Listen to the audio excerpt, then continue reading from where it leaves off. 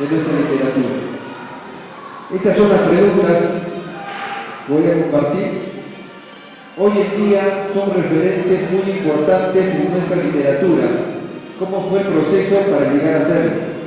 Es la primera pregunta. La segunda, nuestra literatura no sobresale más allá de Ancash y en algunos casos solo es vista y estudiada como literatura regionales. Aquí se debe este fenómeno. ¿Qué tan importantes son los concursos y los premios literarios para ustedes? También se puede hablar de una tradición o generación en la literatura brasileña. ¿Cuál es su posición? Hoy en día la tecnología está ganando más espacios entre los jóvenes y niños. ¿Qué están haciendo ustedes frente a estos fenómenos para llegar a más lectores? Son las 5 interrogantes. Nuestro escritor Eber Zorrilla, que también está invitado, nos informó en horas de la mañana que estaba de viaje, trasladándose acá a la ciudad de Huaraz, y parece que ha tenido algunos inconvenientes por los cuales no está presente el día de hoy y queríamos también escuchar sus palabras. Y vamos a iniciar. Hemos puesto unos papelitos ahí en la mesa, Edgar, Alex, Daniel, para tener el orden de la intervención. No sé, a ver si sacamos los papelitos que están en la mesa y con esa manera nos vamos orientando, viendo a quién le corresponde, quién es primero, segundo o tercero. Queremos conocer el orden de cada uno de ustedes. A ver, Edgar, ¿tu número? ¿El número? 1. Edgar es el número 1. Daniel González es el número 2 y Alex, número 4. Si llega Edgar, sería el número 3. Alex, en este caso sería el número 3. Así es. Entonces vamos a dar inicio a esta primera jornada literaria. Vamos a tener también en las conclusiones y aportes. Aquí está el magíster Vidal de Retana, que él también va a recoger aportes de lo que van a compartir el día de hoy nuestros escritores referente a este panorama de nuestra literatura brasileña. Él va, al final, va a dar una conclusión de los aportes de este evento, que queremos nosotros que este evento no quede solamente como una fecha o un día, sino queremos que esto continúe. Y el propósito es poder tener más adelante un material que quede en la posteridad de esta reunión que el día de hoy se va a realizar.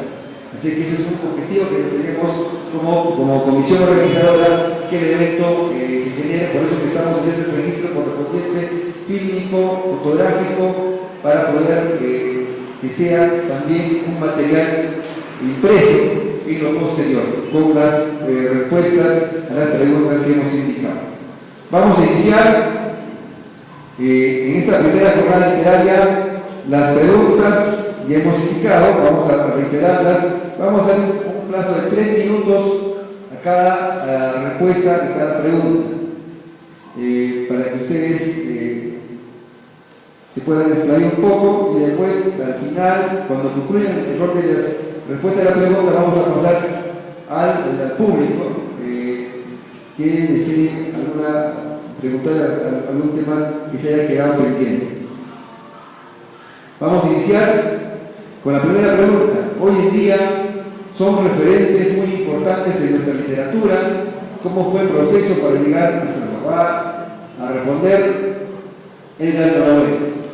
Antes que responda Edgar Norabuena, es bueno poder también que ustedes puedan conocerlo. Edgar Norabuena Figueroa ha publicado los poemarios El Grito del Silencio e Itinerario de la Gaviota Cansada. En narrativa ha publicado El Huayco que queda de llevar 2007, Danza de Vida 2008, Con Nombre de Mujer 2008, Silbidos de Dicho 2010, Angelita Linda Flor 2010, Fuego Cruzado 2013, Doble Sombra 2016, Caer como en Sueños 2016, Perdedores de Oficio 2016, y ha sido semifinalista con el Premio Alcazor de Novela Infantil 2017, convocado por Ediciones Alcazor. De esta manera, vamos a dar un fuerte aplauso a Edgar Norabuena Figueroa.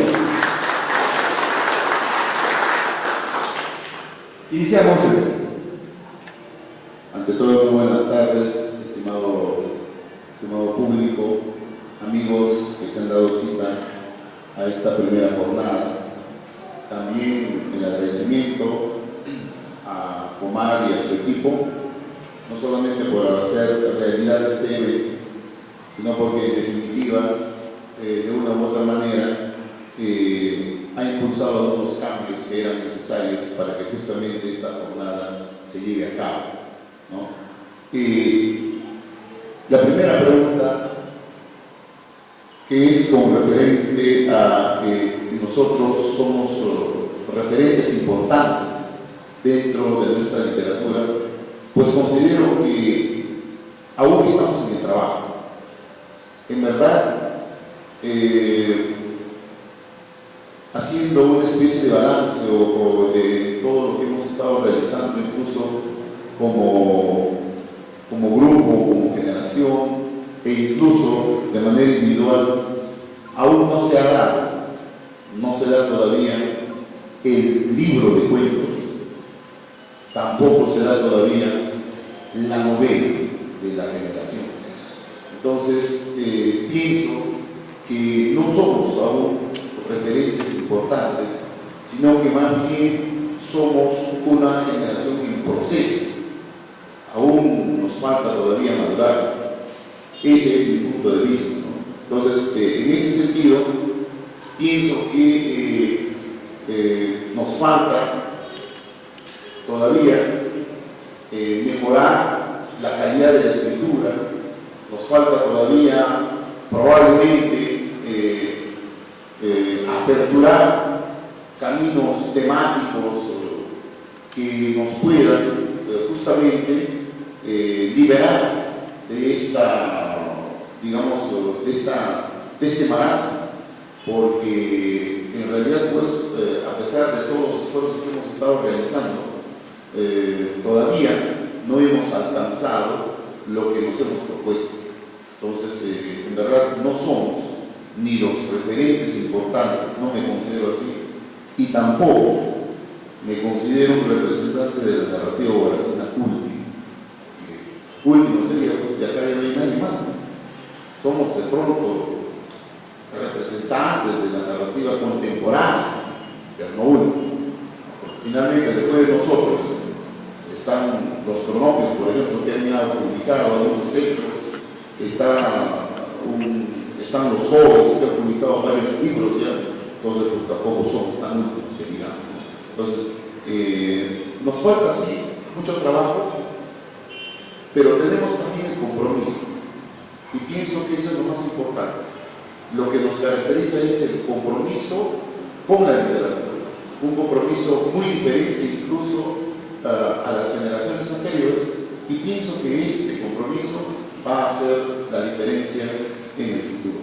Finalmente, nosotros produciremos lo que debemos de producir y serán pues los lectores quienes van a hacer que estas obras sean o no referentes en nuestra literatura, ¿no?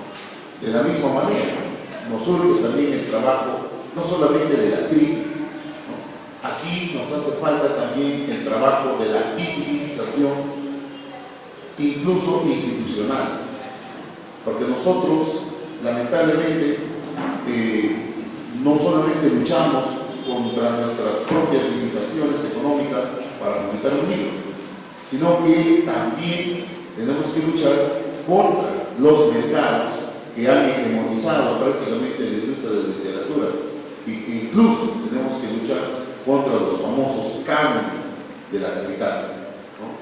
Entonces, pues, nos hace falta mucho trabajo, y pienso que si estamos encaminados, podemos lograr ser los referentes que aún no somos. Muchas gracias. Muchas gracias, Edgar. Vamos con la misma pregunta. Hoy día son referentes muy importantes en nuestra literatura. ¿Cómo fue el proceso para llegar a hacerlo? Tenemos la participación de Daniel González Rosales, quien es docente de literatura por la UNASAM, su pasión en la narrativa corta. Ha publicado libros Algunas mentiras y otros cuentos en el año 2005 y La felicidad de hallar felicidad 2011, además del libro colectivo Cautiverio de la buena gente. Vamos a dar fuertes aplausos a Daniel González Rosales. Buenas noches, gracias Omar por la invitación, gracias al público que está presente. Bueno, a todos. ¿Qué decir respecto a esta pregunta? Creo que también tiene que ver mucho el ánimo que tuvimos algunos de publicar o de querer escribir. Si bien nos consideran referentes quizá para un grupo pequeño, porque recordarán que hay grupos que publican, hay algunos que están vinculados a editoriales, por ejemplo, y forman grupos, otros están vinculados a círculos, otros están vinculados a clubes, Club Ancash y otras cuestiones. La literatura en Ancash es amplia y diversa, sino que nosotros estamos siendo parte de ese proceso. Quizá como una generación, podría decirse, todavía están los estudios por hacerse, o quizá como una coincidencia, ¿no?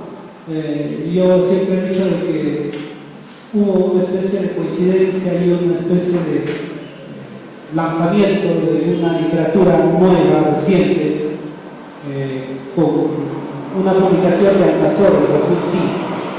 Y de ahí muchos han empezado a mostrarse y lucirse. Entonces, eso es el inicio, pero detrás de todo esto hay trabajo, ¿no? Y lo que decía Norabuena es importante, ¿no? No podríamos ser grandes referentes, no lo somos, porque falta todavía consolidarnos como un verdadero libro para hacerlo, ¿no? Por eso yo siempre he pensado que el lector es el que determina quién es o no es un referente, pero también no podemos hacer ensayos como lectores a diestra y siniestra. Tenemos que pensar que el trabajo que estamos haciendo es serio, ¿no? Bueno, eso respecto al proceso de creación y cómo podríamos estar en este momento. Ciertamente sí hay una vacilación de los escritores, quizás algunos que no conocemos o que no están dentro de nuestros círculos literarios, ¿no? Eso podría decir yo respecto a la primera pregunta. Muchas gracias a Daniel. Aplauso para Daniel porque es muy importante la aclaración respectiva. A continuación tenemos la participación de Alex Rosales Veas, que es licenciado en Educación en la especialidad de Lengua y Literatura por la Universidad Nacional Santana Antonio de Mayolo, donde actualmente labora. Es finalista de la Bienal del Cuento Premio Copé 2014, convocado por Petro Perú. Ha publicado los libros de cuentos Águila Solitaria 2014, Los Otros Dioses 2015 y Anita Miel 2017. Recientemente ha obtenido el primer puesto de la segunda Bienal de Cuento Premio Quilla 2018, convocado por la editorial Quilla. Vamos a recibir con fuertes votos de aplausos. Gracias por la invitación. Gracias a todos por estar en esta primera jornada. Es la primera jornada, que significa que va a haber en esta mesa citados escritores, también comentando las inquietudes del quehacer literario. Para poner más o menos a tono que están llegando, la pregunta que se ha planteado es la siguiente, ¿no? Hoy en día son referentes muy importantes en nuestra literatura. ¿Cómo fue el proceso para llegar a serlo? Personalmente yo no me considero un referente. Como ya lo ha manifestado Edgar, Daniel, estamos en un proceso de afianzación de la escritura. A esto podemos aumentar, repitiendo lo que dice Edgar, no hay un libro acabado, no hay un libro que represente a un cuentario con todos los logros canónicos que se le puede dar. Tampoco hay una novela, tampoco hay un poemario. Estamos en un proceso de salir de un impresionismo, porque eso era lo que se hacía antes. Antes de los 2000, si uno revisa la bibliografía, hay excepciones muy contadas de que la literatura era solamente era efluvios emocionales, tanto en narrativa como en poesía. A partir del milenio, ¿no? Del milenio, del 2000, ya se ha venido reflexionando mucho más el arte de la escritura. Yo creo que esta lucha con la palabra, esta maduración, va a tener todavía un buen tramo, un buen tiempo, porque los que estamos sentados aquí, los que están presentes aquí, están en una reflexión constante en la estructura de las historias, en el fortalecimiento de las nuevas formas de narrar. Entonces, yo creo que cada uno de nosotros está buscando un lenguaje, un nuevo estilo de narrar. Eso es lo que tenemos de fortaleza. La fortaleza es que tenemos ese ímpetu, esas ganas de querer que nuestra literatura ya despegó, pero está en un proceso, pero aún no ha llegado a una cúspide como para poder calificar de referente, ¿no? De referente. Entonces, ahora, lo poco que hemos podido hacer en este proceso, ¿no? Para poder mostrar los libros que nosotros hemos estado publicando en estas décadas que acaban de pasar, ha sido no solamente, pues, vuelvo a repetir, el fruto emocional, ¿no? Sino también mucha reflexión. Y cada vez que uno reflexiona más sobre el arte de la creación, sea poesía, sea narrativa, te encuentras en un mundo bastante oscuro. Es complicado la lucha con la palabra, ¿no? Entonces, yo creo que eso es la miel de la creación, ¿no? Estás buscando cada vez más la palabra precisa, la frase precisa, porque no solo basta, pues, escribir una oración una oración sintácticamente bien construida, ¿no? A esa oración bien construida hay que darle musicalidad. Cuando logran la musicalidad, de repente sientes que algo le falta, quizás el aspecto sensorial, no solamente lo sonoro, sino también las imágenes, sino también el aspecto olfativo. Entonces, luchar con la palabra es bastante duro y también es bastante placentero. Yo creo que cuando no va a pasar mucho tiempo, pero yo estoy seguro, por lo que ya se está poniendo ciertas bases, ya se está iniciando con cierto ímpetu, con cierta reflexión, el libro de poesía, el libro de narrativa va a llegar a cabo.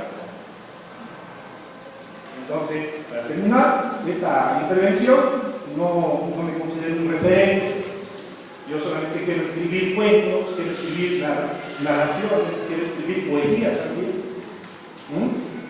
Y nada más. Ya el tiempo se va a encargar, se encargará de dar una etiqueta a cada uno de los que nos encontramos acá sentados. Gracias. Muchas gracias, Alejandro González. Vamos ahora a la segunda pregunta. Nuestra literatura no sobresale más allá de años. En algunos casos solo es vista y estudiada como literatura regional. ¿A qué se debe este fenómeno? Iniciamos con Edgar Norabuena Fierro. Bueno, esta segunda inquisición más parece el planteamiento de una paradoja, porque no es cierto, pero también es cierto. No es cierto que nuestra literatura no sobresalga más allá de años. Eso no es cierto porque estaríamos negando la presencia, por decir, de Carlos Eduardo Zavaleta. estaríamos negando la presencia de Óscar Rosado Lucio, estaríamos negando la presencia de Yauri Montero, que recuerden, nuestro egregio guaracino ha ganado incluso concursos internacionales. Recuérdense el concurso de la Casa de las Américas. Estaríamos negando también la presencia de Macedonio Villafán Broca, que tiene sendos estudios sobre su obra en México, en Chile. Entonces, por ahí como que también estaríamos negando incluso nuestras presencias en diversas ferias a nivel nacional. El año pasado hemos estado en la Feria del Independiente, hemos estado en varias ferias a nivel nacional, en la Feria de Ayacucho. Entonces, sí tenemos presencia. Es más, incluso con los mismos concursos. Daniel González en alguna ocasión ganó un premio nacional organizado por la CONAF.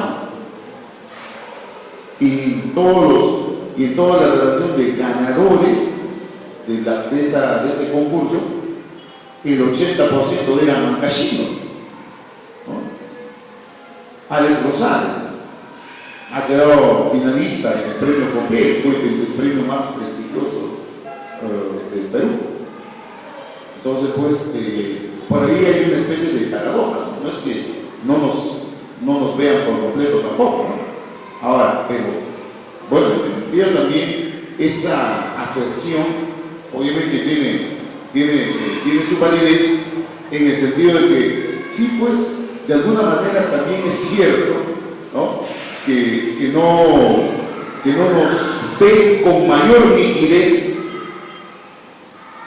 fuera de nuestro ámbito departamental, como alguien nos echó una especie de maldición, no salimos del arco de Caquián, ¿no? ¿Sí? Pero bueno, eso justamente tiene algunas explicaciones, ¿no? En primer lugar, redondeamos este tema. Somos una generación en proceso. Una generación en proceso que está dando sus primeros frutos. Y que Dios no lo quiera, nos tenemos ahí. Pero de 10 hemos llegado a 15. Y el que nos siga, obviamente, va a tener que llegar siquiera pues, a 20, ¿no? Entonces, tampoco estamos haciendo mal las cosas. Otro, que en verdad, si bien es cierto, estamos muy convencidos de que el trabajo literario es un trabajo solitario, es un trabajo individual, pues el proceso de escritura, el proceso de publicación, de edición, no debería ser, pero sí lo es. Y entonces esa es una limitante. ¿Para qué? Para que justamente no puedan salir los libros, ¿sí? Ese trabajo personal que en verdad pues a veces tienes que compartir con el sobrevivir, que no te deja tiempo. Entonces eso lamentablemente de una u otra forma mengua la potencia y mengua las fuerzas para poder justamente escalar estos círculos que representan la visibilización a nivel nacional. Otro aspecto fundamental es justamente la formación cultural, nuestra cultura lectora. Huaraz no tiene facultad de letras, no tiene literatura pura. Los que ejercemos la literatura somos docentes. Entonces, por allí también que tenemos cierta falencia en cuanto a cuestiones teóricas, porque no estamos formados, obviamente, para ser escritores, como si lo hacen, por ejemplo, los de San Marcos y otras universidades. No lo tenemos. Obviamente no es pretexto para escribir mal, solo estoy diciendo que es uno de los factores. Otro, que es justamente que nosotros nos enfrentamos a una hegemonía de la visión del centro hacia la periferia. no nos consideran literatura peruana, sino literatura de provincia. Pero eso justamente obedece a una postura, eso obedece simplemente a un punto de enunciación. En realidad, incluso las literaturas de provincia, entre comillas, son incluso las literaturas más sobresalientes en estos últimos años. Podría reflexionar sobre un último punto, y es que en verdad no hay una visibilización nítida de pronto de la literatura contemporánea, porque valgan verdades, primero el acceso a las editoriales, el acceso al mercado nacional, es una suerte de círculo danteano. Entonces tú estás en el noveno círculo y tienes que llegar, estás en el primer círculo y tienes que llegar al noveno círculo y tienes que, poco a poco. Probablemente estamos en el tercero, el cuarto, el quinto círculo, pero ya estamos avanzando. He visto los libros de Daniel González en ferias internacionales, ya estamos avanzando. Algunos libros que se propusieron en la Feria del Independiente estuvo también en la Feria Internacional del Libro, allá en Lima. Estamos avanzando. De una u otra manera, pienso que estos esfuerzos que estamos realizando nos permiten de una u otra manera una visibilización. Pero no confundamos visibilización con trascendencia. Y hemos dicho claramente que la trascendencia no lo va a dar necesariamente el hecho de que nos visibilicemos en ferias o en editoriales. La trascendencia lo va a dar solamente dos factores fundamentales: los lectores y el tiempo, nada más. Entonces, nosotros trabajaremos y estamos trabajando no solamente pues para la visibilización, sino también pues aquellos que nos hartamos de tener un compromiso leal y real con la literatura, estamos trabajando también para la trascendencia, ¿no? Gracias, Edgar, por la respuesta a esta segunda inquietud. Vamos con la lista estudiada como literatura regional. Aquí se debe terminar.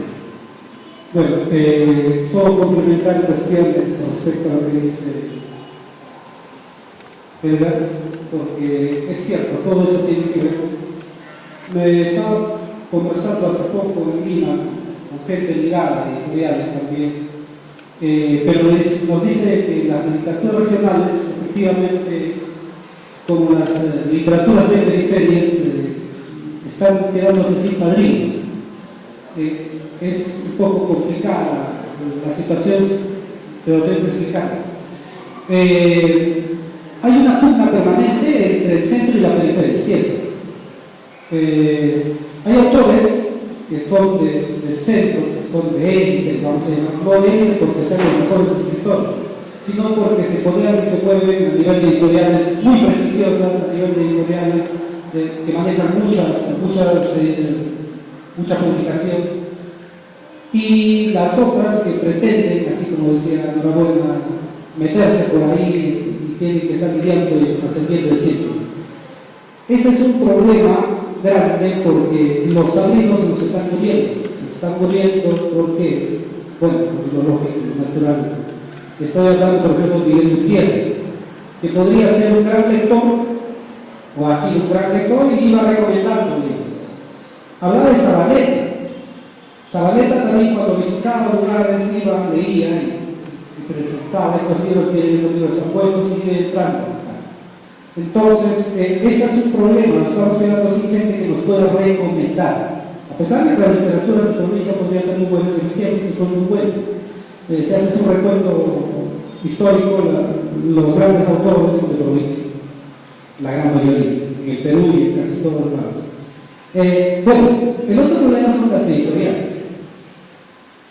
El trabajo editorial también está aprendiendo, es decir, está empezando, porque un trabajo editorial bien hecho es recomendado, aunque sea un mal libro, en librerías grandes, y sale fronteras, no solo porque el texto sea leíble o legible, sino porque la calidad de la producción del texto es muy buena.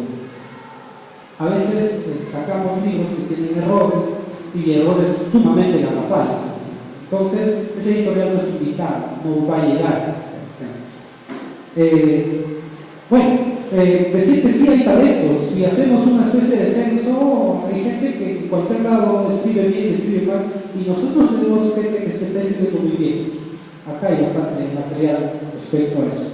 Y bueno, las promociones que deben hacerse permanentemente, puede ser pensar en Chimbote. Chimbote, no sé si porque tiene muchas empresas, hace bastante promoción de libros, hay revistas, incluso la propia gente entre sí, me parece, se recomienda. Yo creo que también debemos empezar a quitar ese celo que tenemos entre nosotros y tratar de recomendarnos y leernos y estar difundiéndonos nosotros mismos, ¿no? Porque al final, lo que dice Cavallón es cierto, y eso se repite siempre, el tiempo de los lectores decidirán qué es lo bueno, qué es lo malo. Lo importante es tratar de difundirse, ¿no? Por eso les digo, hay editoriales que pueden ayudar y hay editoriales que no pueden ayudar. Hay una anécdota muy cierta, hay algunos que han estado queriendo recomendar publicaciones editoriales locales, pero se han dado cuenta de que estos autores, conocidos ya, ganadores del premio, de que no les conviene porque el mercado que manejan estas editoriales son muy cerradas, son muy de provincia, y la idea es meterse en el centro, ¿no? Bueno, esa situación yo quería concluir.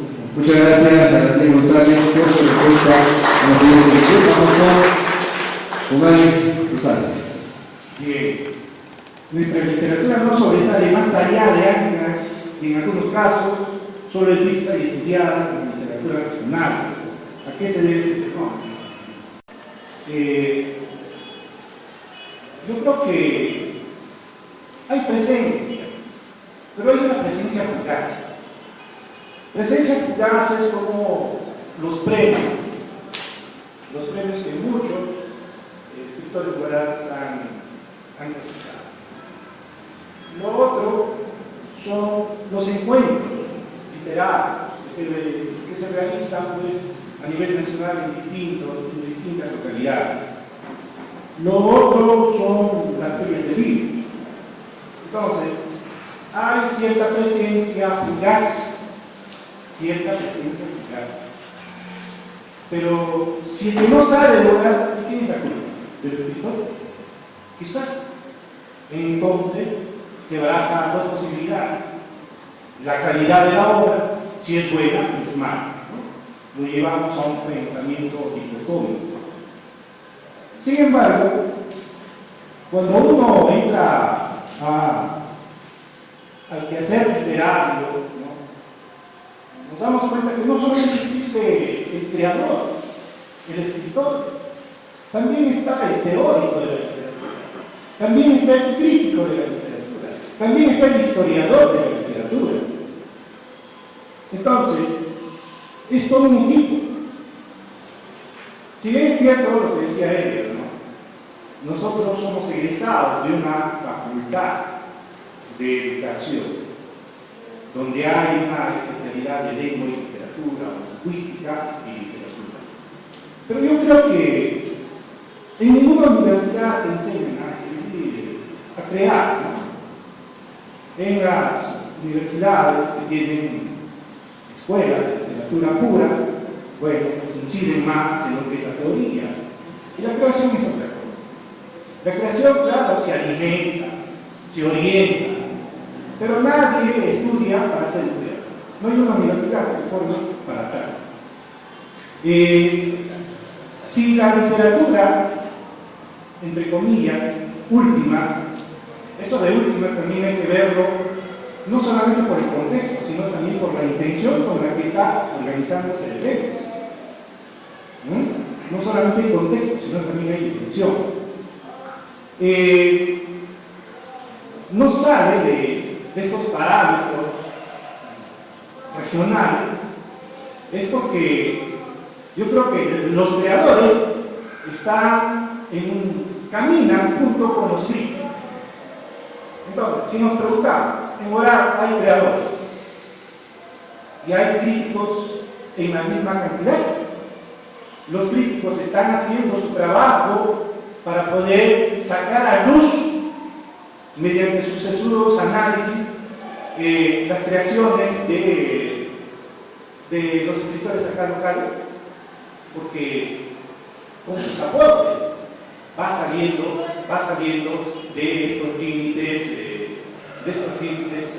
regionales, ¿no? De estos límites regionales. Entonces, yo creo que también ahí tiene que entrar a tallar lo que es las editoriales, ¿no? ¿Cómo se mueven estas editoriales, ¿no? Estas editoriales son como los agentes vendedores y promocionan los libros de los escritores. Y si no hay una presencia nacional, la culpa no solamente es pues, del creador, del escritor, ¿no? Porque el escritor está más preocupado en escribir las historias. Eso es yo creo que el 70% de su intención es crear. Ahora, la presencia, no la trascendencia, sino la presencia de esos libros a nivel nacional que sean ya de una manera limitada, ya escapa también de esa sensibilidad personal del autor, ¿no? Entonces, yo creo que por ahí es mi reflexión, sería la respuesta a esta pregunta. Muchas gracias, Ángel González. Vamos ahora a la tercera actitud. Hay que hacer para poder responder, ¿no?, a las preguntas que hemos propuesto en esta jornada y luego tener también la participación del público, ser más breves, ¿no?, en algunas preguntas, quizás otras importantes son los concursos y los premios literarios para ustedes. Empezamos con Edgar Norabuena. Bueno, personalmente para mí los concursos brindan pan y ambrosía. Pan porque en definitiva, los premios pecuniarios obviamente son un sustento económico que a veces nos salvan de muchos apuros. A mí personalmente me han salvado de varios apuros. Y de una u otra manera también forman parte del sustento espiritual que a veces a uno le hace falta para confirmar si está trabajando bien o no. Ahora, brindan ambrosía porque finalmente confirman la calidad de tu trabajo relativamente, pero al mismo tiempo te motivan incluso a ser más atrevido con tu trabajo creativo. Pero en definitiva, lo que sí he sacado de conclusión es que los premios en verdad son muy, muy relativos. No es que ganaste el premio y ya eres el mejor escritor o el mejor poetista, no. Es totalmente relativo. Que te brinda cierto acicate, cierto placer momentáneo, cierto sustento económico momentáneo, sí. Pero de allí a que sea lo más importante y se convierta en la columna vertebral de tu trabajo creativo, no. Porque finalmente los premios lo dan unos jurados desde un punto de vista determinado, que no necesariamente incluso es el punto de vista de los lectores. Esa sería mi respuesta. Muchas gracias, Edgar, por la respuesta que has dado. Vamos también con Daniel González. Bueno, no, nada que agregar. Los premios sirven principalmente desde un nivel económico y para ir probando situaciones, ¿no? Yo conozco mucha gente que sigue postulando a premios porque es una forma de hacerse de dinero rápidamente.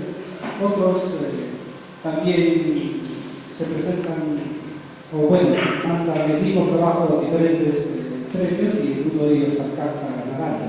Pero eso no significa necesariamente que lo que se ha dicho ya no sea indicador de calidad literaria, ¿no? Ahora hay premios en cada municipalidad de casi todos los países, excepto en el Perú, ¿no? Gracias. Muchas gracias, Daniel González. Y vamos con la respuesta de Alex González. bueno, estas opiniones con respecto a los premios. Algunos, cuando el año pasado, el ganador del premio del Cuento de las 1000 palabras recibió y declaró de que ¿por qué has concursado para este premio? Preguntaron. Y él dijo por el dinero. El dinero le motivó a concursar. Y hay otros que dirán, pues, por el ego. Y en realidad motiva quien no quiere ganar dinero, ¿no? Gana dinero, gana cierto estatus, pero particularmente para mi persona yo tengo tradición, ¿no? El dinero lo puedo conseguir de todos los medios. A mí lo que más me preocupa es que te da luces a un camino oscuro, que la creación es un camino oscuro, ya lo había dicho en una entrevista, ¿no? Es estar navegando en un mar oscuro, es como un barco ebrio muchas veces. Nadie tiene una certeza en plena creación de lo que estás haciendo,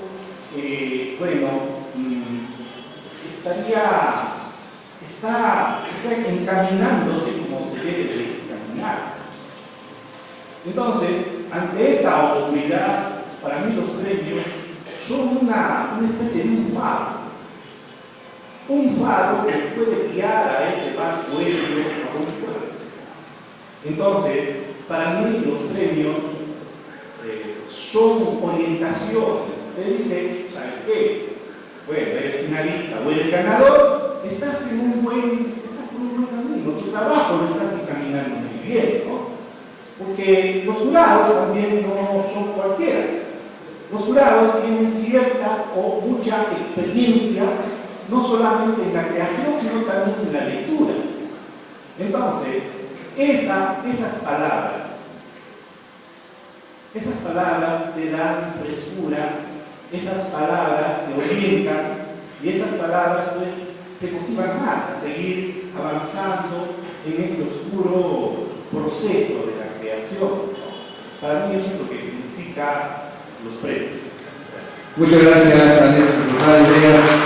Vamos a la cuarta pregunta, hablar de una tradición o generación en la literatura guaracina. ¿Cuál es su posición? Iniciamos con Edgar Norabuena. Generalmente se puede hablar de generación porque hay algunas coincidencias fundamentales. La primera coincidencia es justamente el periodo de nacimiento. Estamos bordeando un lapso de 10 años más o menos de diferencia entre el más mayor y el menos mayor. La otra coincidencia es la formación. La mayoría de esta formación es santiaguina, formación universitaria. De una u otra manera, la universidad te da pues ciertas herramientas para trabajar tu proyecto literario con mayor rigor. Hay más lectura, hay rigurosidad. La rigurosidad pues que no te lo da tu casa, no te lo da tu biblioteca, obviamente te lo da la universidad. Los fenómenos de autodidactas creo que son muy pocos, al menos en la generación actual o en la generación que está aquí presente, no habemos autodidactas.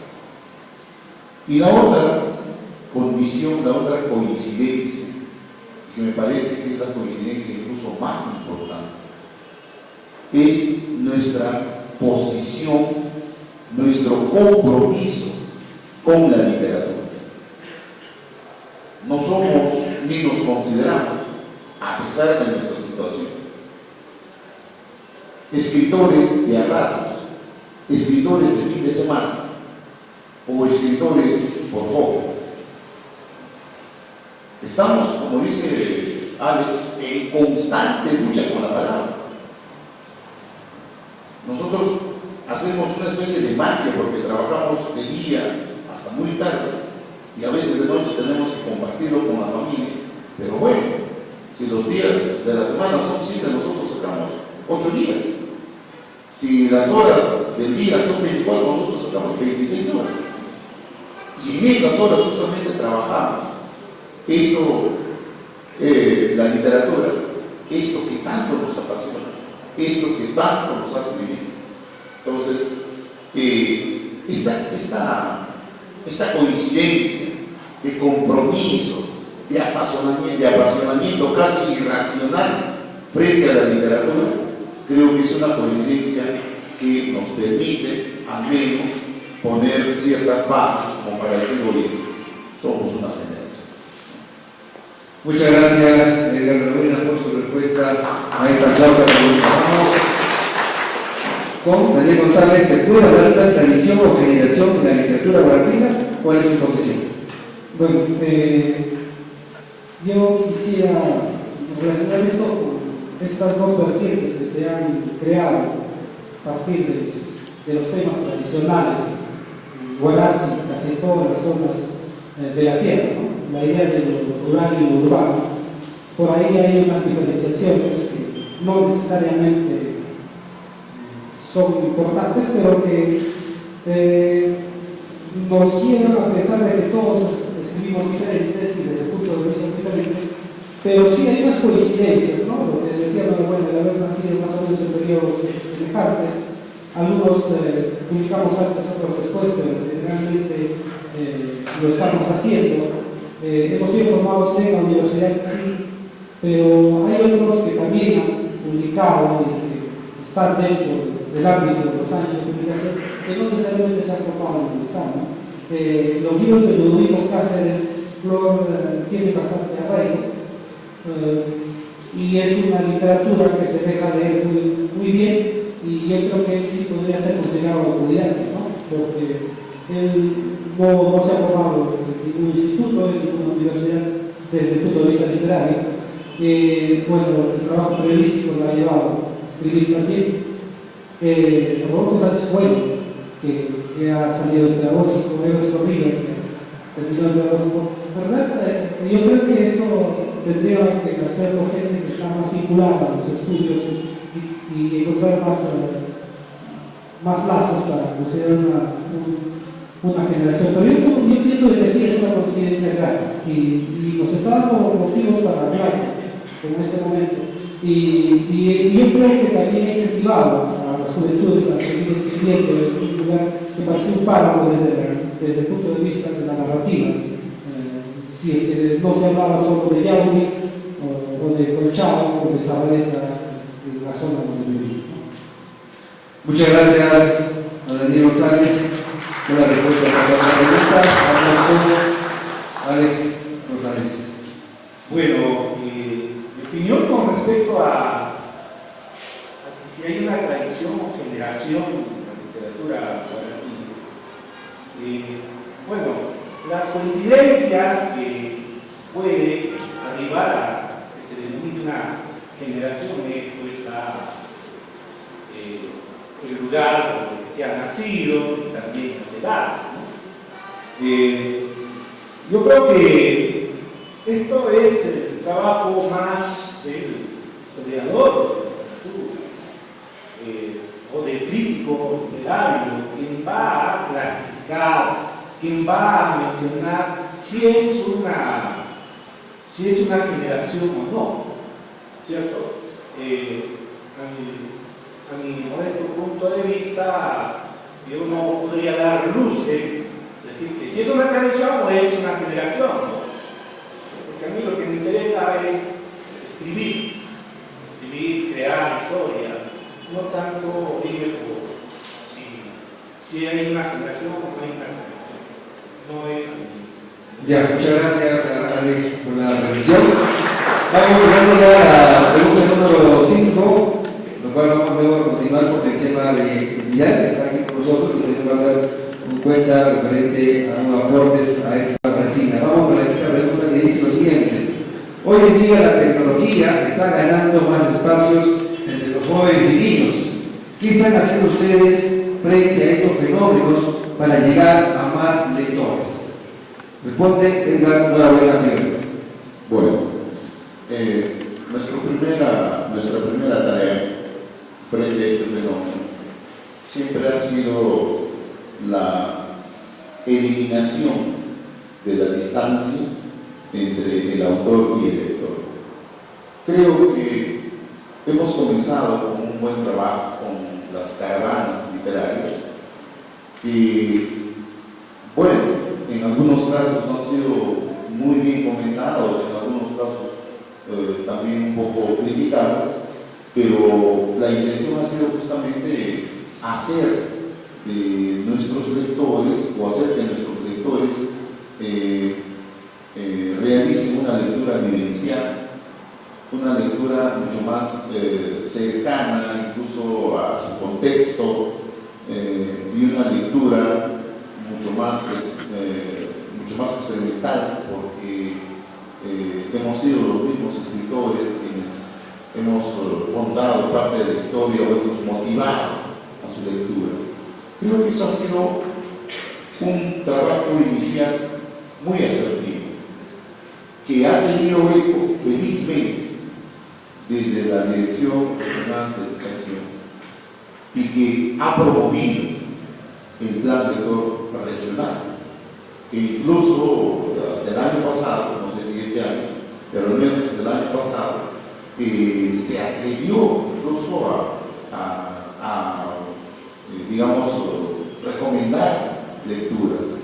Y eso de una u otra manera nos ha servido como una especie de trampolín para que pues, podamos acceder a los lectores más grandes, me refiero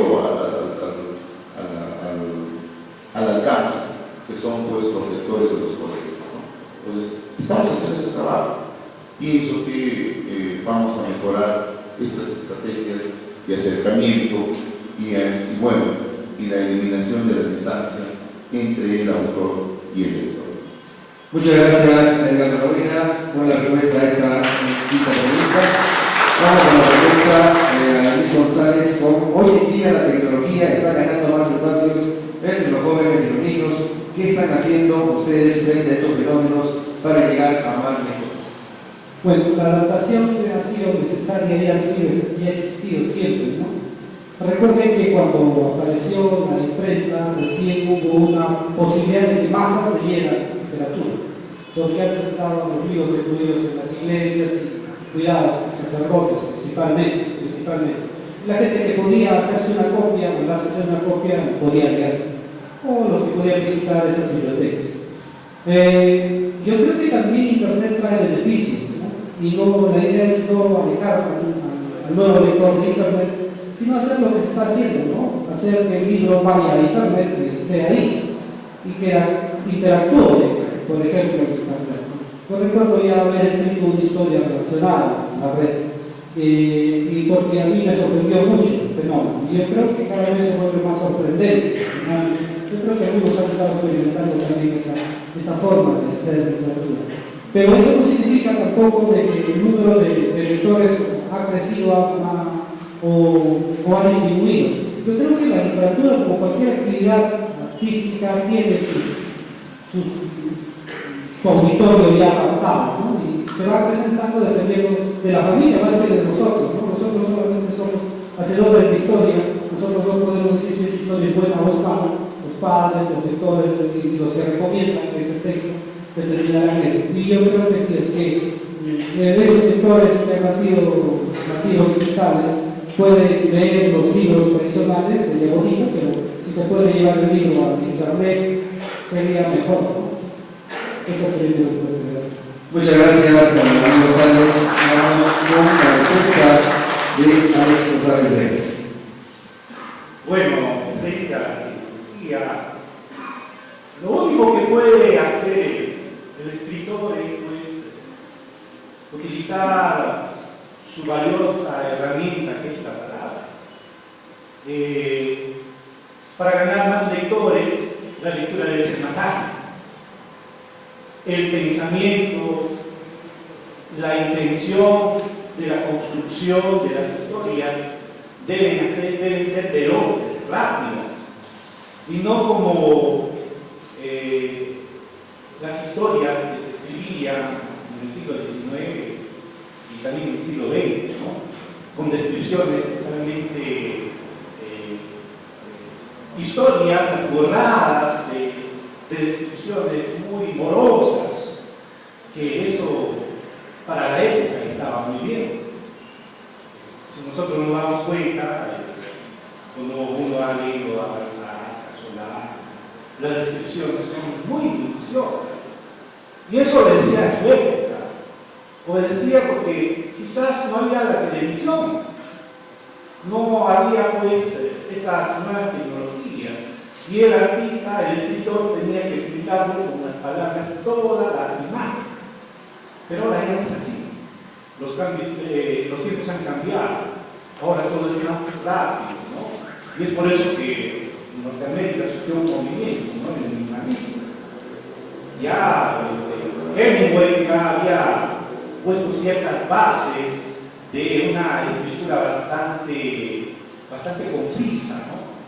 Y luego le siguió por ahí Raymond Carver, ¿no? Y entre otros escritores más, que cuando el minimalismo está orientado a escribir el pensamiento con las mínimas palabras posibles. Entonces, ¿qué es lo que debería hacer el escritor? Según mi parecer, es de que para poder luchar contra ese monstruo que es la tecnología, ¿no? Es de que su escritura, su expresión sea ágil, que las oraciones de momento sean breves y que no apegue a las morosidades, ¿no? La palabra exacta y la palabra justa. Yo creo que eso es el compromiso, yo creo que todo eso orienta hoy en día la creación, sobre todo de la narrativa, ¿no? Y lograr esto es complicado, porque ya lo hemos dicho más de una vez, en esta mesa hay una incesante lucha con la palabra. Entonces yo creo que si el creador va a competir con la tecnología, lo va a hacer con su herramienta fundamental, que es la palabra. Escribir la palabra justa, escribir la palabra exacta. Gracias. Muchas gracias.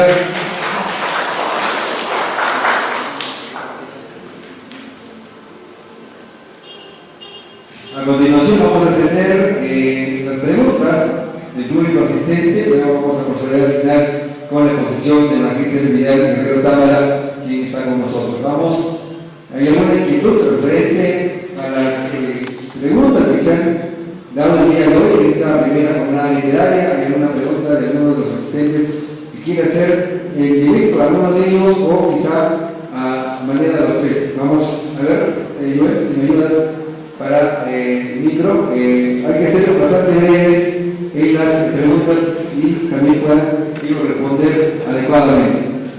Vamos con la pregunta del profesor Rubén Arana.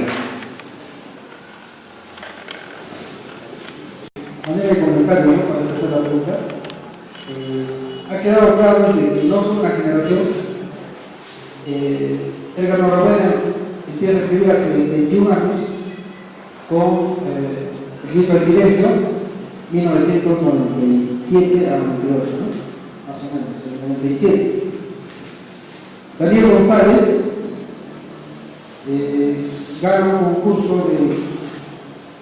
el primer concurso de literatura infantil y juvenil organizado por INESE con el Día de Pesca 2008. Como ustedes ven, son más de 11 años de diferencia. En ese sentido, no podemos hablar de una generación. Yo creo que el hecho de estudiar en la UNASAM no creo que les haya generado una buena preparación en el sentido de que existan expertos como Cromwell Jara o otros grandes escritores que sí existen en otras universidades como la San Marcos, ¿no? Entonces, eso de que somos una generación en proceso, yo no estoy de acuerdo en realidad, ¿no? Porque las generaciones, nunca he visto una generación que donde todos pues, sean de la misma universidad, ¿no? Entonces, en ese sentido yo discrepo con lo que dice el colega.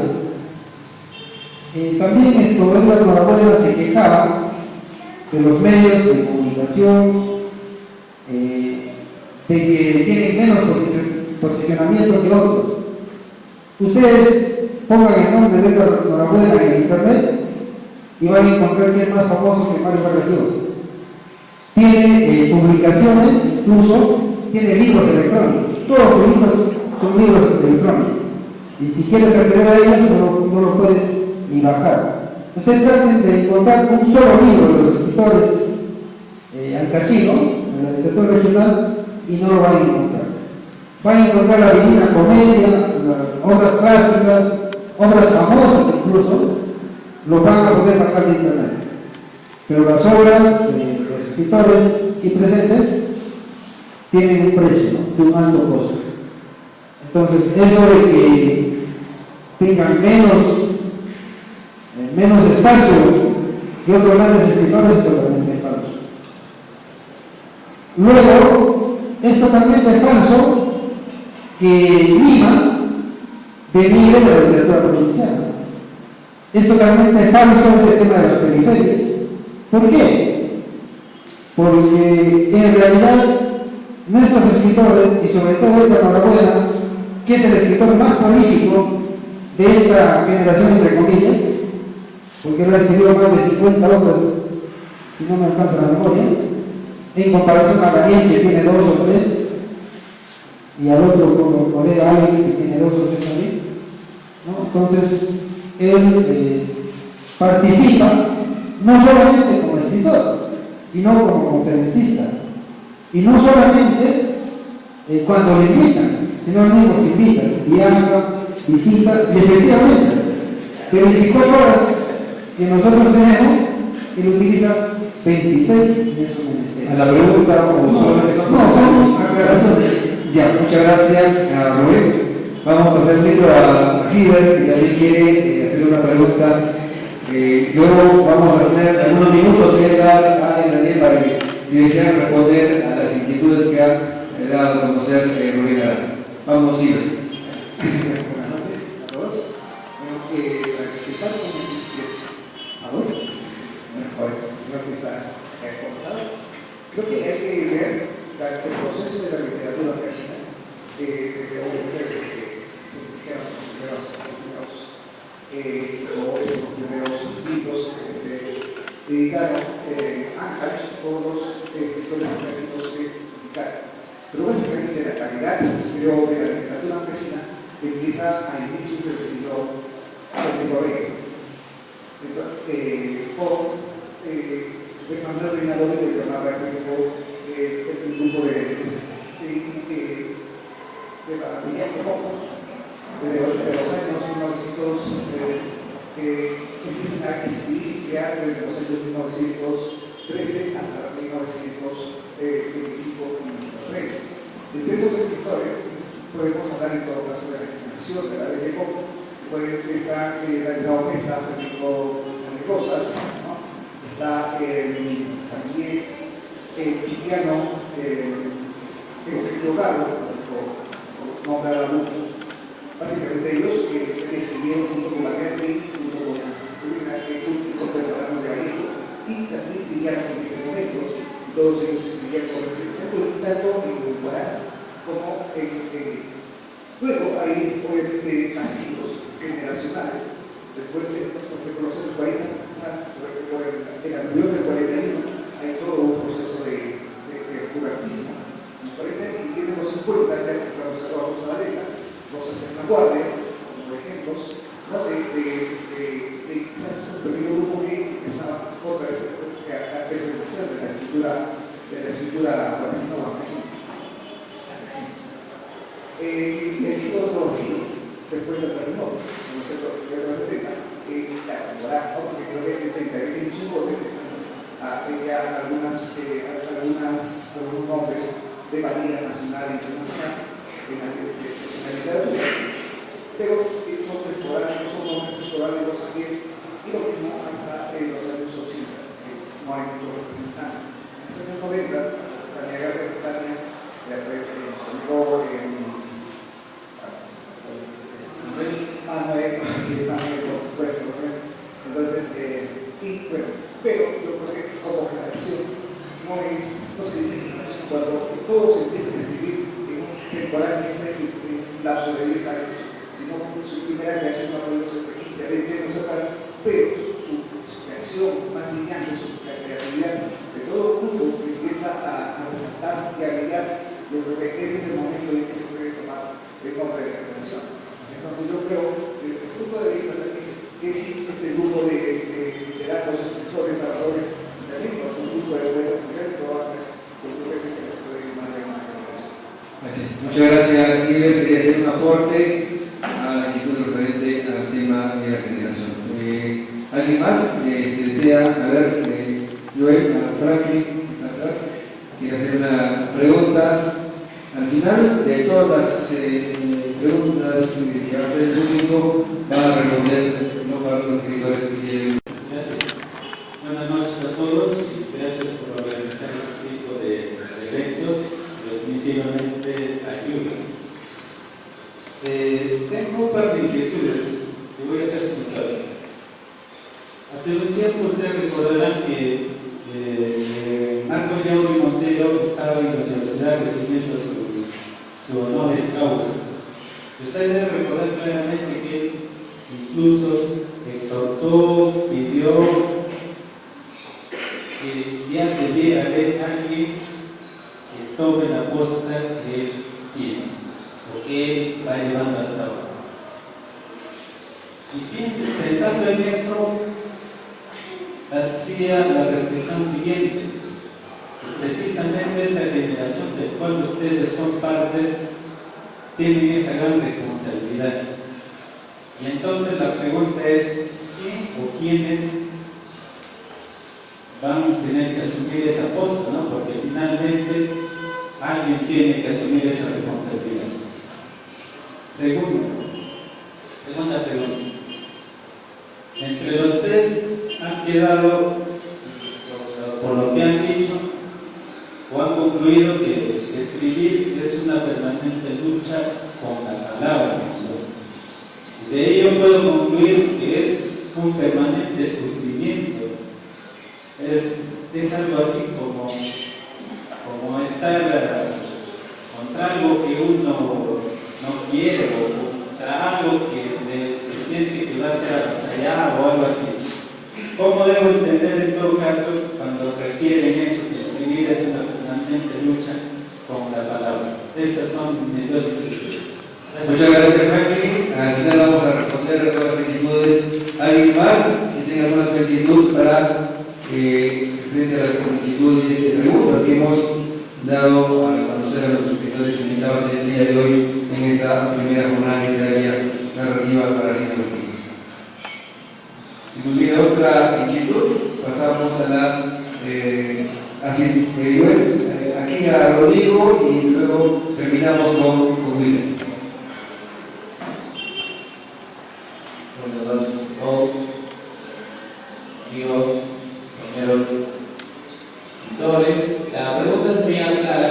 ¿Cuál es la diferencia entre cuáles son los límites entre un creador y un creador de historias? ¿Y cuál es el compromiso de un escritor respecto de su sociedad y respecto del arte que desarrolla? Muchas gracias, Rodrigo. Joel, vamos acá adelante con Willer. De esta manera estaremos concluyendo con las preguntas del público, para luego pasar a la respuesta del método de escritores para los escritores. Adelante, Willer. Yo soy Rodrigo Alberto, los escritores que nos acompañan esta noche. Dos son los grandes aportes de los estudios que yo recuerdo que se han realizado hace un momento sobre este grupo de narradores cachinos que bueno, se está discutiendo aquí si son o no generación. Pero el punto es si están de acuerdo ustedes con el aporte de Jorge Terán, docente sanmarquino sobre esta dicotomía que él establece, ¿no?, en escritores apego andino y escritores urbanos, o coincide más con la percepción que tiene el magíster Vidal Guerrero en el artículo que escribe en la revista de la San, ¿no?, que también ella hace un aporte con relación a eso. ¿No? Quisiera escuchar sus opiniones con relación a esto. Muchas gracias, Julio. Vamos a continuación a proceder ya a la respuesta de las interrogantes del público de parte de los lectores. A ver, haciendo los comentarios de lo que se ha podido escuchar del público el día de hoy, también la pregunta puntual que se han dado. Yo consigo que la literatura no es una carrera, así que nadie va a tomar la muestra de yoga. Yoga es yoga. Nosotros somos nosotros. Nosotros no vamos a reemplazar a yoga. Yoga es reemplazable. Tanto como nosotros también lo vamos a hacer. Entonces, en ese sentido, en verdad, nadie va a tomar su voz, porque Yahweh es un escritor de una época determinada, una realidad determinada, o un estilo determinado, que nadie va a poder ni superar ni destinar. Entonces, es como si nosotros dijéramos, oye, ¿qué día va a ser el día en que el Huascarán o el Guatoy por fin gane el Huascarán? No se va a llevar a cabo. No va a suceder así. Segundo, nosotros, o bueno, al menos yo me expresaba, en el sentido de que la literatura es una permanente lucha, es un permanente sufrimiento, en el sentido de que ese sufrimiento y esa lucha es el más gozoso que uno puede tener. Llámese escritor igual masoquista, porque nos gusta sufrir con la palabra, nos gusta dolernos con la palabra. Entonces, obviamente, si fuera un sufrimiento tal y como lo has conseguido, nadie se atrevería a escribir. Pero recuerda tú las palabras incluso de Mario Vargas Llosa en sus cartas a un novelista. Es todo un sufrimiento deleitoso, es todo un sufrimiento gozoso, ¿no? Ahora, con respecto al compromiso del escritor y su arte, que es la pregunta que logré pescar de la intervención de Rodrigo. En primer lugar, ningún escritor se subsume de su posición social, de sus concepciones políticas, filosóficas, para escribir lo que tiene que escribir. Así sea una historia fantástica, así sea una historia de ciencia ficción, el escritor no se subsume, no se evade de su posición ideológica, no se evade de su posición de clase, no se evade de su moral ni de sus creencias. En ese sentido, el compromiso más bien del autor frente a su obra, al menos de los que estamos conversando, es justamente un trabajo cada vez más serio, un trabajo mucho más atrevido en cuestiones de experimentación literaria, y un trabajo pues basado en la disciplina de la escritura creativa. Ese es nuestro compromiso. En la siguiente pregunta, acerca de los aportes críticos de Jorge Terán y de Vidal Guerrero con respecto a la literatura contemporánea. En primer lugar, Jorge Terán hizo una aproximación al corpus narrativo de nuestra literatura guaracina a partir de 2000, creo que hasta 2010 más o menos.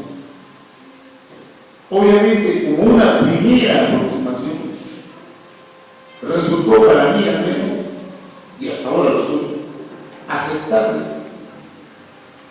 que haya hecho una especie de división temática de los narradores en narradores de temas andinos y narradores de temas urbanos.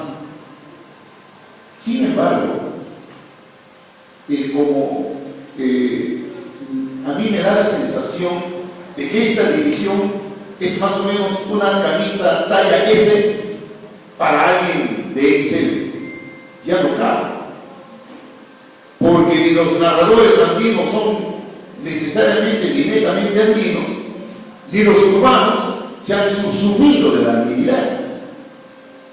Se dice que Daniel González es un narrador urbano. Se dice que Alex Rosales es un narrador urbano. Sin embargo, si tú lees su obra, te adentras a su obra, te vas a dar cuenta que Daniel González, por ejemplo, el día de pesca, que es lo que han comentado hace poco, está desarrollado aquí en el río Quité, ambiente andino. Algunos de sus cuentos tienen ambientes andinos. Ahora, ¿qué tiene de urbano? Lo de urbano tiene que estar ambientado en una ciudad andina. Esa característica le subsume de ser andino. Alex Rosales, en su cuentario Los Otros Dioses, tiene justamente un cuento titulado de la misma manera, Los Otros Dioses. Ese es un cuento mítico. Es un cuento que desarrolla la mitología andina. Entonces, ¿dónde está lo urbano?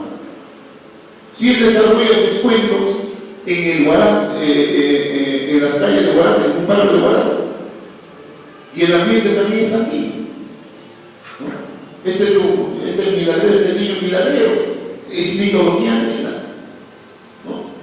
Este hombre que carga sus teodolitos y que proyecta una sombra como si fuese una cruz que está llevando a Cristo, es netamente andino.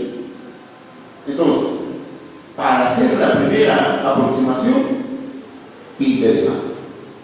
Pero de allí, que luego los demás lo tomen a la ligera como cliché y que luego anden diciendo, no, que enhorabuena y sobrina, somos seguidores de Colchado, por lo tanto son netamente andinos, y Alex Rosales y Daniel González son seguidores de Marcos Eulio Montero, de Carlos Eduardo Valeta, por lo tanto son urbanos.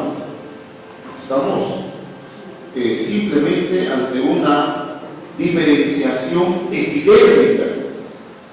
Pero lo que urge justamente es algo que ha reclamado Alex Rosales: un trabajo crítico serio, un trabajo crítico que no se quede en epidemias, que aprenda a mover el bisturí y que diseccione y que encuentre lo que tiene que encontrar. Necesariamente va a encontrar mucho más allá de lo andino y mucho más allá de lo urbano. Entonces, con eso creo que ya estoy diciendo que, bueno, pues de una u otra manera se acepta la nomenclatura que propone Jorge Terán como un primer acercamiento, pero obviamente no es un acercamiento definitivo, y que por último no es un acercamiento que está involucrando las obras que se han ido publicando posteriormente. Entonces, tenemos una variedad enorme de temática, de técnica, de posturas, de propuestas, que en realidad nos hace pensar más bien que Huaraz es una cuna de narradores que están a la vanguardia. No digo vanguardia porque igual nos vamos a equivocar, pero que están a la vanguardia, ¿no? Y hay una gran variedad de temáticas. Entonces, ojalá pues que nuestros amigos críticos también visibilicen esos puntos que hasta el momento están siendo oscurecidos. Muchas gracias, Edgar, por las respuestas a las preguntas. Bueno, vamos a ser un poco breves, ¿no? Hay que ser concisos. Sí, voy a hacer breve el trabajo de Vidal Guerrero, de la revista UNASAM. Creo que ya también arroja luces sobre esta discusión, ¿no? Hay acercamientos a otras temáticas por parte de Edgar Norabuena también, y no se puede decir que Alex Rosales solo ha escrito sobre un aspecto sobre el otro, más bien ha intentado combinarlos, como dice Vidal Guerrero en el artículo que publicó, o unirlos, armonizarlos. Esa lucha permanente supuestamente entre lo rural y lo urbano. Pero yo quiero decir que solamente hay buena literatura o mala literatura, listo, nada, eso sí. Entonces, eso va a decir los lectores también. Y eso del compromiso con el arte y la sociedad es también bastante discutible, porque quienes decidimos escribir queremos hacer buena literatura y eso es creo que lo básico, ¿no? Lo demás creo que se arrastra o está ahí inconscientemente. Bueno, eso es todo lo que quería decir. Muchas gracias. Bueno, para responder a la pregunta del amigo Franklin, ¿no? El heredero de Gaudí, ¿no? Yo creo que acá nadie osaría decir un nombre. Y cada quien es una individualidad, cada quien va a tener su aporte, cada quien va a dejar su ley. En cuanto a la lucha por la palabra, que es lo que es una incesante agonía, ¿no? Pero yo creo que tratarlo como una imagen de un alpinista que está de Huascarán, que le mueve a ese alpinista escalador querer llegar a esa cumbre, inclusive arriesgando su vida, y recorriendo muchas penurias, quizás el hambre, quizás el frío, con muchos riesgos de fallecer antes de llegar a esa cumbre. Entonces, lo mismo le pasa pues al escritor con palabras, ¿no? Le gusta sentir esa adrenalina, esa emoción, ese cúmulo de sentimientos, de emoción, de instinto que le va a transmitir emociones positivas y emociones negativas. Él es el que se va a reír con mayúscula, va a llorar y va a llorar con mayúscula. Es para poder expresar lo que él quiere expresar. Entonces, es una comunidad feliz. En cuanto al compromiso del escritor, ¿no? Yo explico algo ayer un poco, ¿no?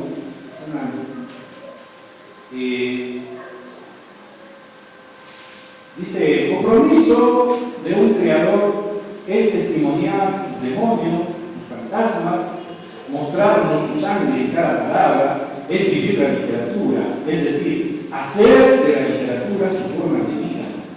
Que cuando almuerce mastique como escritor, cuando camine, camine como escritor, cuando ame, ame como escritor, cuando se enferme y muera, muera como escritor. Eso es el compromiso, eso es la sangre, el resto es nada. Eso sería mi participación. Gracias. Muchas gracias por la respuesta a las inquietudes del público.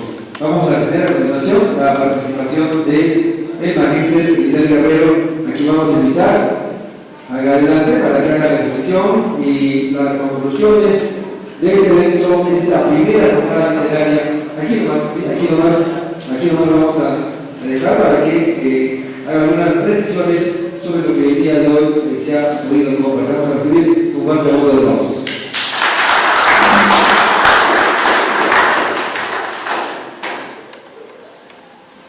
En primer lugar, agradeciendo la invitación cordial de Omar López, agradeciendo también al grupo, creo que es el grupo literario Económicos, agradecimiento especial también para todos los asistentes. Y antes de dar mi palabra finales para el evento, respecto a la opinión de nuestros escritores, estaba pensando en una pregunta respecto a Vallejo, ¿qué es modernista o vanguardista? Seguramente todos tienen su respuesta, ¿no? Pero diremos que es los dos, es modernista y es vanguardista.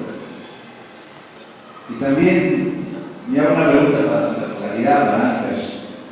¿Y Óscar Corchado qué es? ¿Es neoindigenista? ¿Es narrador antiguo? ¿Es narrador de la violencia? Y la respuesta solamente la tienen ustedes, ¿no? Es todo, en realidad. Entonces no tenemos por qué desesperarnos, porque la crítica finalmente tiene que etiquetar pues para tener un punto de partida y a partir de ahí hacer su análisis. Entonces el hecho que se etiquete con una tendencia no implica que dentro de la obra no haya otras. Entonces me parece atinar sobre las observaciones sobre todo de mi amigo Edgar, pero la labor de la crítica finalmente es elegir. Tiene que tener un punto de partida. Y para hacer crítica hay que elegir también el corpus teórico. Si determinado corpus teórico no le gusta a alguien, pues tenemos que elegir. En la crítica se tiene que elegir. Y con eso no me finalmente lo digo como un crítico, ¿no? Similar como lo han comentado también, somos egresados de un instituto, de una universidad. Y bueno, la formación autodidacta es la que nos ha acompañado hasta ahora. Entonces, quería hacer sobre esta precisión y respecto a las opiniones desde el inicio sobre las preguntas, creo que pensamos similar. Yo ya había tenido algo escrito para poder comentar con ustedes, leer a ustedes, compartir las ideas, y la verdad que frente a todo lo que hemos escuchado no hay mucho que disentir. Entonces leeré estas expresiones mías a manera de conclusión. Hace algunos meses hablé de las diversas literaturas en Huaraz. Si partimos desde los conceptos de campos de poder y habitus del sociólogo Pierre Bourdieu, pero también me serví de los sistemas literarios de Antonio Cornejo Polar. Recordemos que su sistema los divide en tres: la literatura culta, la literatura popular y la literatura en lenguas aborígenes. Y la situación es sencilla, ¿no? Huaraz, como cualquier otra ciudad, alberga un sinnúmero de pequeñas sociedades, si le podríamos decir, ¿no?, que están organizadas de acuerdo a sus ocupaciones, oficios, profesiones, actividades, y también organizados por gremios, colegios o asociaciones, sindicatos y otros. Al interior de cada grupo hay reglas explícitas, puede ser un reglamento, por ejemplo, y también reglas implícitas que cada miembro respeta e interioriza como parte de sus roles sociales. A eso Pierre Bourdieu le llama habitus, es decir, estilos de vida, formas de pensar y desear compartidos en grupos. Bien, pero en el caso de un grupo social o campo hay tensiones, porque los que manejan el destino del grupo son personas que tienen el poder, ya sea el poder económico, el poder político, el poder social, o también cultural, como es en este caso.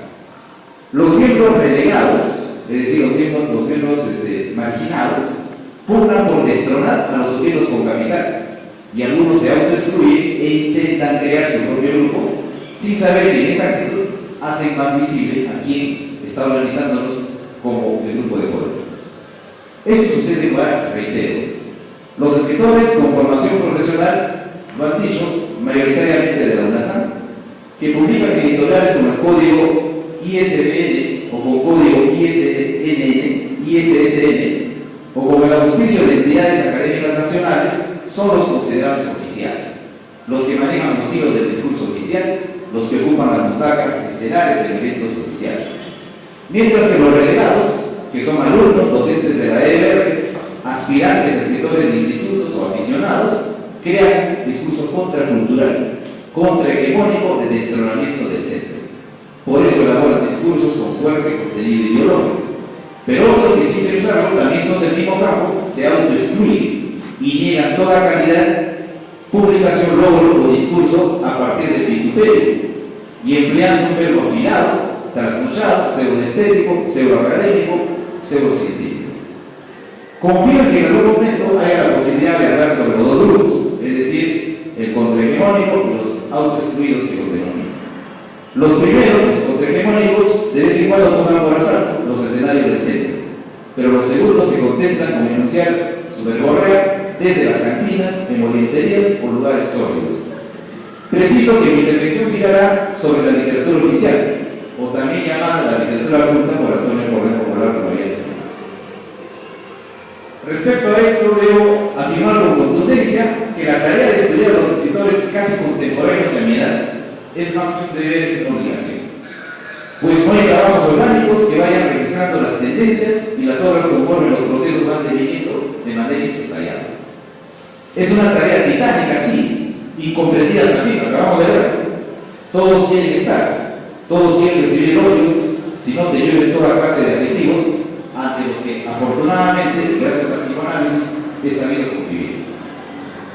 Pero la tarea de comentarista es esa, ofrecer valoraciones. Ya le decía Carlos Eduardo Zabaleta a quien entrevistaba en esa ocasión, Roland Forgés. Zabaleta le decía, bueno, Roland Forgés le preguntaba, ¿qué representa tu obra y en qué corriente te ubicarías? Es la pregunta que también hemos escuchado hacer a nuestros grandes amigos que están en la mesa de hoy. Bueno, la respuesta contundente de Zabaleta fue la siguiente: oye, no me vengas con pendejadas, ese es tu trabajo. Yo escribo y tú valoras. Gánate tus recortes haciendo lo tuyo. Y bueno, eso es lo que haré, aunque lo único que gane será enemigos, pero ni modo. Supongo que para eso me han invitado. Bien, antes de hablar de los narradores, quiero hacer una digresión breve sobre la poesía en Huaraz, para que no se sientan excluidos nuestros amigos los poetas y las poetas, así para respetar también el discurso de género. En primer lugar, la situación en este rubro ha sido muy dispersa.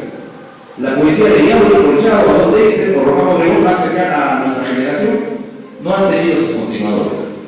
En una lectura algo sesuda de la poesía de Manuel Serra, a la que he considerado inaugural, revolucionaria desde el punto de vista formal, experimental y hasta canónica, icónica, porque se produjo un momento en que la poesía huaracina o de la sierra se anquilosaba y había más de lo mismo. Puedo decir sin temor a equivocarme que Manuel ha sido finalmente superado por las propuestas sumamente elaboradas de Luis del Tauro, Fred Acosta, Alejandro Mautino y Elbert Palemacho. Es decir, el sepultador terminó siendo sepultado. Bueno, es la lógica de la cultura. Otros vienen detrás de nosotros y si te extrañamos, obviamente, o nos dejamos estar, obviamente van a terminar ahí escribiendo nuestro epitafio. Es lo normal. Pero esos nombres serán por el momento los destacados en la poesía reciente. Sin embargo, hay muchos nombres en la literatura culta del centro, la del canon o la letrada, que pugnan por redondear esa tarea, diría, de los consagrados, entre comillas. Por ejemplo, están ahí Freddy León, Turia, Yul Cáceres, Roxana Divino, Bedoya, Jaime Tranca, Omar Robles, Luis Chubaco, Vicente Regalado, los que se van sumando jóvenes promesas como Joel Bonilla, Marcia Clemente, Evelyn Príncipe o Natalie Rojas. Volviendo al motivo de nuestra reunión, debo señalar que el artículo que escribí en 2010 había trazado dos coordenadas en la literatura huaracina reciente: narrativa, preciso, que son en mi concepto, reitero una vez más que son prolongaciones de los trabajos de Marco Viable y Oscar Colchado. Yo me reafirmo porque la tendencia andina y la urbana es lo que salta a la vista en una primera lectura. Obviamente, si hacemos una lectura más focalizada, de repente el personaje de pronto no lleva una casaca, sino de repente lleva una bolera, o no lleva un pantalón, sino lleva una galleta, y con eso podemos ir de repente etiquetando, ¿no? Volviendo a la narrativa, desde 2010 mucha agua ha corrido bajo el puente.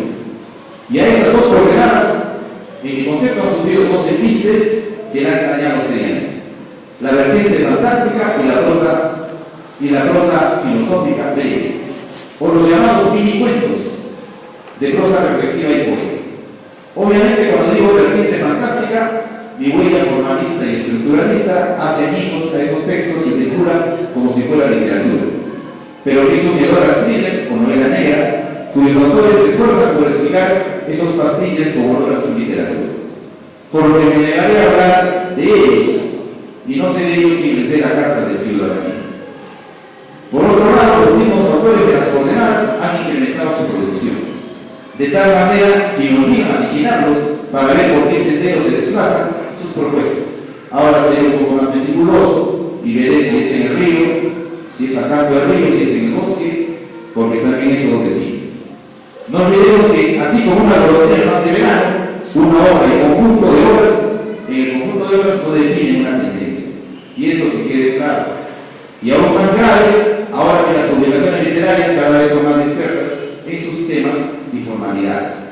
Por lo que afirmo con contundencia que las taxonomías, las clasificaciones, no solo son provisionales, sino que se constituye en testimonios de parte. Pienso que esta provisionalidad irá siendo más radical en la medida en que los autores, a la manera de las placas de Nazca, estén buscando posicionarse, afinando sus estilos, técnicas y publicar la obra canónica con la que pasen a la posteridad. Por lo que mover las taxonomías, porque a fulanito se le ocurrió incursionar en temáticas diversas y experimentar con la técnica, no me parece claro. Entonces la vertiente andina sigue siendo bastión inexpugnable de Edgar Norabuena, Eber Zorrilla y yo del Príncipe Beteta. El fecundo narrador Norabuena nos ha sorprendido gratamente con 2 libros de la saga Tamia Pajarina, publicados en marzo y mayo de 2018. En ellos el sustrato mítico y el lenguaje siguen la senda de Corchado y Villapán. Entonces Norabuena puede torcer el destino de sus temas capitales y con las técnicas que más lo encandilen, pero la afiliación andina de sus libros más logrados sigue siendo la carta de presentación de su trayectoria. Eber Zorrilla con sus 2 libros sigue en el pico más alto de las ventas. Ha logrado lo que muchos quisieran entender, el enamoramiento de una parte de la academia. Pero quizá la diferencia con Norabuena sea su prosa sarcástica, su épica con remates casi edificantes. Bueno, un apéndice a esta vertiente, claramente he leído el cuento de Iris Camones, La semilla de Chusamoprio, relato desenfadado, crítico, humorístico y con fuerte presencia sexual. Bueno, la propuesta de Iris puede estar enmarcada en esa tendencia de los discursos de las minorías étnicas. Por otro lado, la vertiente urbana tiene a Daniel González, Rodrigo Cáceres y Rodrigo Barraza como sus principales representantes. De Daniel siempre me he referido como el prosista inteligente y me reafirmo, aunque anda por ahí un párvulo que amenaza con destronarlo. En tanto que Rodrigo Cáceres es el narrador realista y naturalista de la literatura valenciana. A Barraza lo percibo como un escritor siempre preocupado por la exploración del cuerpo y la experimentación política. Aunque habrá que leer su segundo libro que ha promocionado hace 2 días por las redes sociales, y a partir de ahí podremos ir formando valoraciones sobre su estilo. Pero en esta senda andan también Arthur Rodríguez Cruz, Freddy León Tuya, Max Badabarca, Eber Castillo, Cadillo y Eli Báñez. De los jóvenes creo que Eber Castillo Cadillo será la promesa que podré poner en cancha a los consagrados, entre comillas. De todos esperamos sus libros orgánicos para ir confirmando las hipótesis. Pero, oh sorpresa, incorporamos también a esta vertiente al libro más reciente que sabe a nostalgia, Amores infaustos, aventuras idílicas, que terminan una carrera de frustraciones. Nos referimos al comentario Amores imperfectos de Omar Molesto. ¿Y dónde colocamos a Alex Rosales de Arce? Pues lo bauticé en su momento como el narrador bisagra de las 2 coordenadas en mi planteamiento de 2016. Y a mí también, publicado en 2017, se unía a Águila Solitaria y dejaba a los otros dioses como procesual.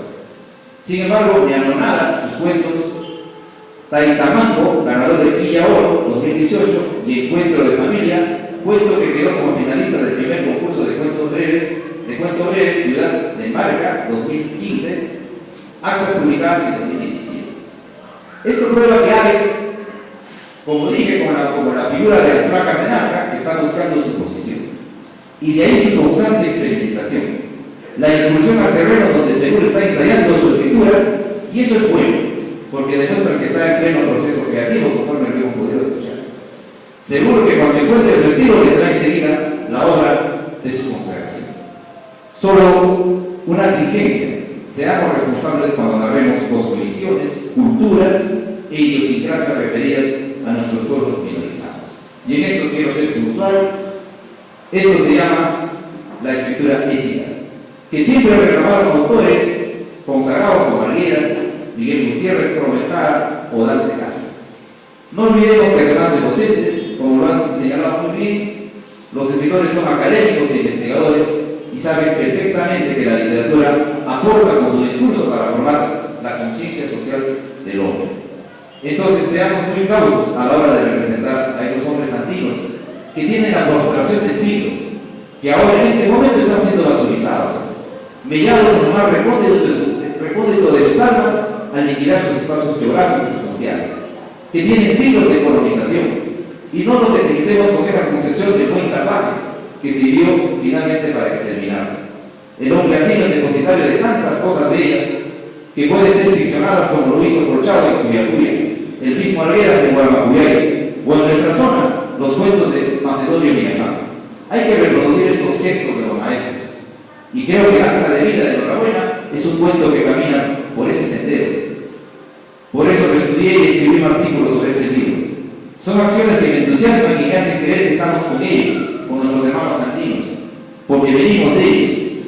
No le demos la razón a la opinión del laureado escritor Marcos Yauri Montero cuando sostiene que la literatura huaracina reciente se viene desnaturalizando al hombre andino, presentándolo como un iletrado, bruto y con una bola de coca en la boca. Hagamos que esto no sea realidad. En ese sentido, aplaudo el cuento Danzantes de la muerte de Federica Lillo Rosas, narrado desde las entrañas del hombre andino.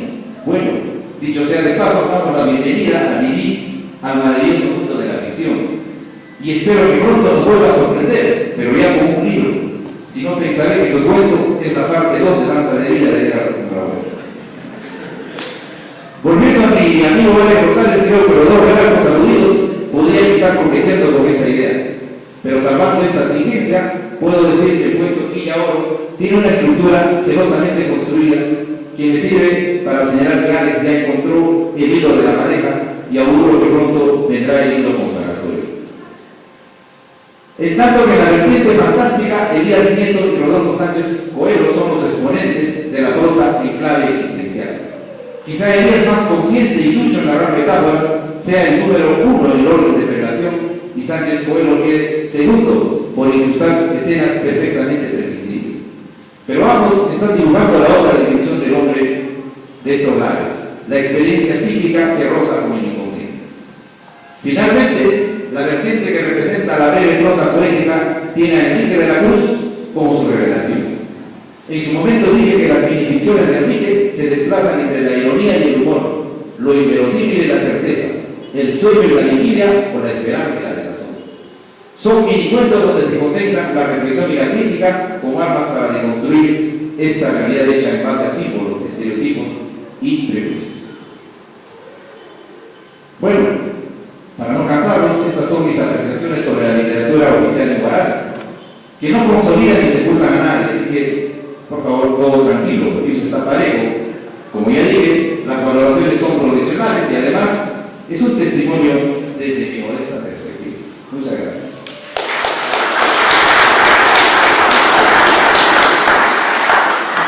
Muchas gracias a la magistra Vidal Guerrero Cámara por su aporte al final.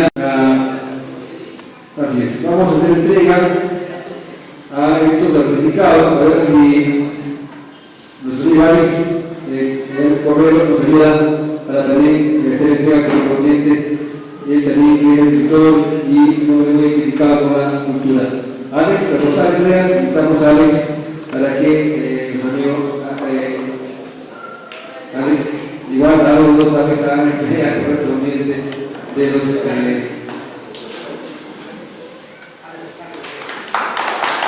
muchas gracias. De igual manera, invitamos a Edgar Palomera Figueroa. A ver, invitamos a Amigo Giver para que la entrega del certificado de la dirección concentrada por su participación en calidad de expositor en la primera jornada literaria de literatura. A ver, mirando la camarita de fondo, mirando la cámara, a ver,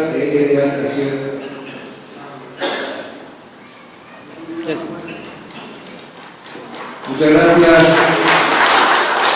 También invitamos a Daniel González Rosales para que la entrega correspondiente a la profesora Valverde, que ya nos acompaña para que la entrega correspondiente de su participación a Daniel González Rosales en esta primera jornada literaria.